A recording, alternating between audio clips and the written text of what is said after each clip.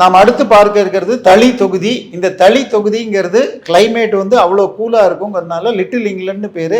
ஒசூருக்கும் கிருஷ்ணகிரிக்கும் பக்கத்தில் வலது பக்கம் வரும். ஒசூர்லேருந்து வந்தீங்கன்னா இந்த தொகுதியில் திமுக கூட்டணியில் சிபிஐ கம்யூனிஸ்ட் கட்சியின் சார்பாக ராமச்சந்திரன் நிற்கிறார். அவரை எதிர்த்து அதிமுக கூட்டணியில் நாகேஷ்குமார், இது தாவேகா சார்பாக ஜி சுரேஷ் மற்றும் நாம் தமிழர் சார்பாக நரசிம்மன். திரு ராமச்சந்திரன் கம்யூனிஸ்டுகள்னா தோழர்கள்மோ, இவர் ஒரு கார்பரேட் இது கல்குவாரி இதெல்லாம் வச்சுக்கிட்டு நடத்துகிற ஒரு தாதா.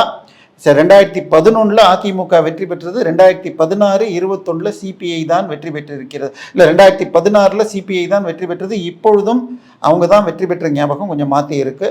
2011 6435 வாக்குகள், 2016 6245 வாக்குகளில் திமுக கைப்பற்றியுள்ளது.